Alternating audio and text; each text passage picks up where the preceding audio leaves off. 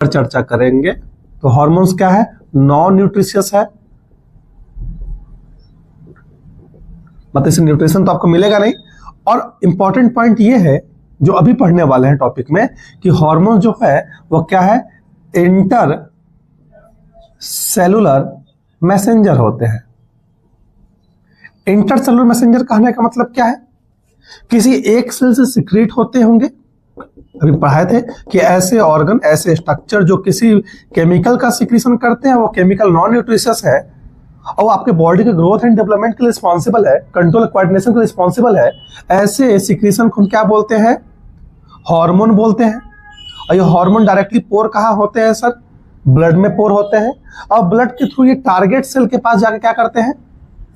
Target cell के पास अपना response को शो करते हैं, ठीक है ना। तो जाहिर सी बात है टारगेट सेल पे अगर ये जाते होंगे तो टारगेट सेल के पास क्या होगा? अपना खुद एक रिसेप्टर होगा ना, तभी ना ये टारगेट सेल पे जाके क्या करेंगे?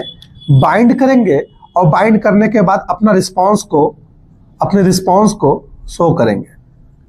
क्लियर है? This is the hormone action. लेकिन हार्मोन एक्शन पढ़ने से पहले हमें यह जानने की आवश्यकता है कि ये जो हार्मोन्स है उनका केमिकल नेचर क्या है। केमिकल नेचर क्या है? ये हार्मोन्स पेप्टाइडल ओरिजिन के हैं कि प्रोटीन ओरिजिन के हैं कि एमिनो एसिड ओरिजिन के हैं, ठीक ना, कि लिपिड सॉल्युबल है कि लिपिड सॉल्युबल नहीं है। क्लियर है? कोई डाउट है कि एमिनो एसिड डेरिवेटिव है? कोई डाउट? इसी को पढ़ने वाले हैं। तो नेचर ऑफ हार्मोन पढ़ने वाले हैं अभी लोग। नेचर ऑफ हार्मोन, क्या उनका नेचर है, केमिकल नेचर क्या है, इसी की चर्चा करने वाले हैं। तो आइए इसको स्टार्ट किया जाता है। हम लोग आज पढ़ने वाले हैं केमिकल नेचर ऑफ हार्मोन। तो हार्मोन्स को अलग अलग क्लासेस में डिवाइड किया गया है, सॉरी क्लासेस कर रहे हैं, टाइप में डिवाइड किया गया है। हम लोग ब्रॉडली अगर देखा जाए तो हार्मोन्स को दो कैटेगरी में डिवाइड किया गया है। दो कैटेगरी हम लिख सकते हैं यहाँ पे। पहला आपका है लिपिड सॉल्युबल, जो लिपिड में घुल जाए, लिपिड सॉल्युबल, गलत लिखा स्पेलिंग में, सॉल्युबल, ठीक है। दूसरा है लिपिड इनसॉल्युबल, ठीक है।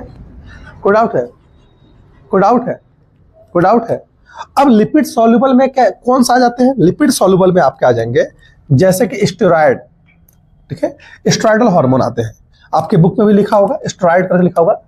हम उसको ऐसे एक टेबुलर फॉर्म में कन्वर्ट कर दे रहे हैं जिससे आपको पढ़ना और समझना आसान हो जाए।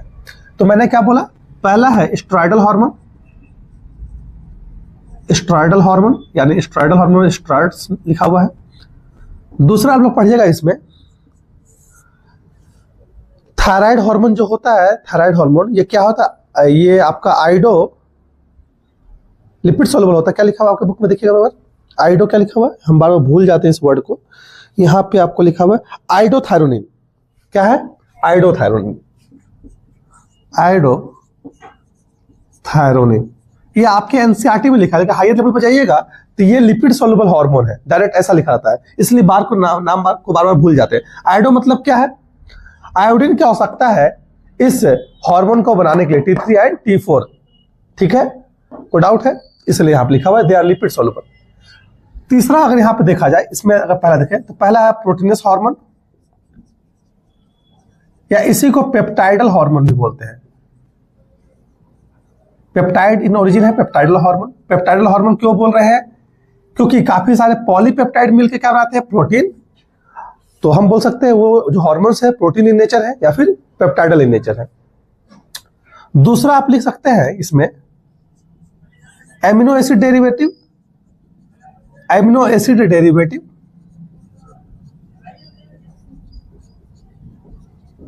Amino acid. आपके बच्चा ये बोल सकता है कि सर एमिनो एसिड ही तो पेप्टाइड बॉन्ड का फॉर्मेशन करते हैं, बहुत सारे पॉलीपेप्टाइड का फॉर्मेशन करते हैं, अरे पॉलीपेप्टाइड को प्रोटीन बोलते थे। दोनों में अंतर क्या है? इन दोनों में अंतर यह है कि एमिनो एसिड में चेंजेस देखने को मिलते हैं।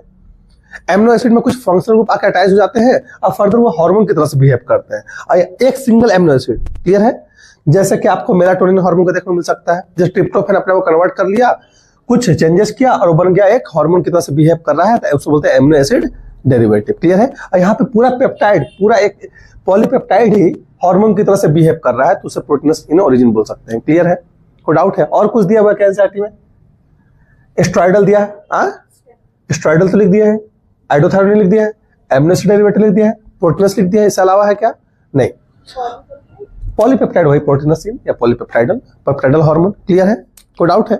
एग्जाम्पल लिख के चलते हैं। यहाँ पे स्ट्राइडल हार्मोन में आपका एग्जाम्पल है ईस्ट्रोजन। जितना भी आपकी गोनैड से रिलेटेड हार्मोन है वो कहां जाएंगे? स्ट्राइडल नेचर के होते हैं। एस्ट्रोजन हो गया, प्रोजेस्टेरॉन हो गया, टेस्टोस्टेरॉन हो गया, ये सब किससे हैं? स्ट्राइडल इन ओरिजिन होते हैं। ठीक है? इसके अलावा एडर्नल कॉर्टेक्स, एडर्नल कॉर्टेक्स वाले जितने भी हार्मोन है, हार्मोन्स ऑफ एडर्नल कॉर्टेक्स लिख सकते हैं इस तरह से, hormones of adrenal cortex. Adrenal cortex से हार्मोन क्या क्या निकल रहे थे? ग्लूकोकॉर्टिकॉइड्स, मिनरलोकॉर्टिकॉइड्स, ठीक है, सेक्स कॉर्टिकॉइड्स ना, जोना ग्लोमेरुलोसा, जोना फेसिकुलाटा, जोना रेटिकुलरिस, ये सब पढ़ाया गया था। वो सब के जो हार्मोन्स हैं वो कैसे होते हैं? स्ट्राइडल हार्मोन होते हैं और they are lipid soluble. Iodothyronine में एक ही है आपका, चुपचाप लिख सकते हैं, थायराइड हार्मोन। जो थायराइड हार्मोन है वो लिपिड सॉल्युबल होता है, लिपिड में आराम से घुल जाता है। आपके एनसीईआरटी में भी यही लिखा होगा। क्लियर है?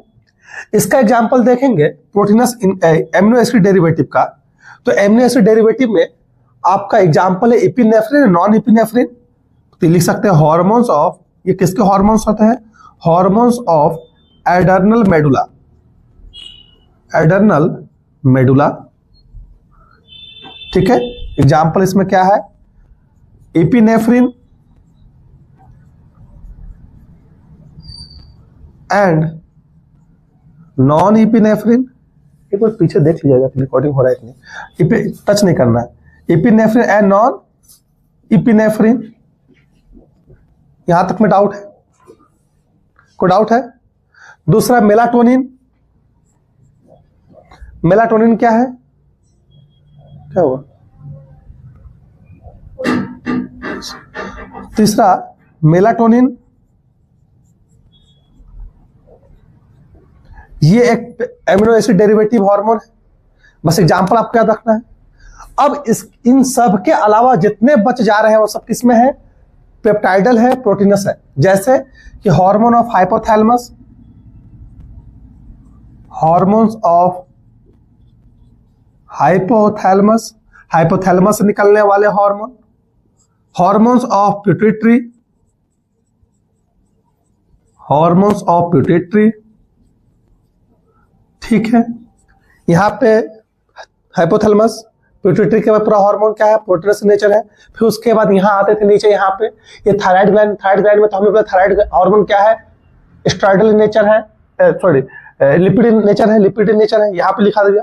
तो ये क्या करता है? इसके अलावा यहाँ पे पाराथायराइड है, कैल्सिटोनिन है ना, जो पारा फॉलिकल्स निकाल रहे थे, टीसीटी ना। तो यहाँ पे कैल्सिटोनिन, कैल्सिटोनिन कैसा है? पेप्टाइडल इन नेचर है। ठीक है? कैल्सिटोनिन। इसके अलावा यहीं पे पाराथायराइड ग्लैंड था, पाराथायराइड ग्लैंड कैसे निकाला था? पारा फॉलिकल्स, पीटीएच, पाराथायराइड हार्मोन। तो लिख सकते हैं पारा हार्मोन। थाइमोसिन से निकलने वाला हार्मोन, थाइमोसिन का, थाइमस से निकलने वाला हार्मोन थाइमोसिन। थाइमोसिन क्या है? पेप्टाइडल नेचर का होता है। कल ही पढ़ा है इंसुलिन, ग्लूकागॉन, पेप्टाइडल नेचर क्या होता है? Insulin, glucagon, they are the peptidal in nature. हालांकि वहां भी हर जगह लिखवाया गया था ओरिजिन के बारे में, देखोगे तो कुछ कुछ में। तो ये पूरा आप देख रहे हैं इस तरीके से नेचर ऑफ हार्मोन पढ़े हम लोग। ये 4 कैटेगरी में डिवाइड किया गया है। स्ट्राइडल हार्मोन है, आइडोथायरोनिन है, एमिनो एसिड डेरिवेटिव है, प्रोटीनस इन नेचर है। क्लियर है? इस तरह से आपको ये एग्जांपल आपको याद रखना है, एग्जांपल से सवाल आते हैं, नो डाउट। मेनली इसमें किससे आएंगे?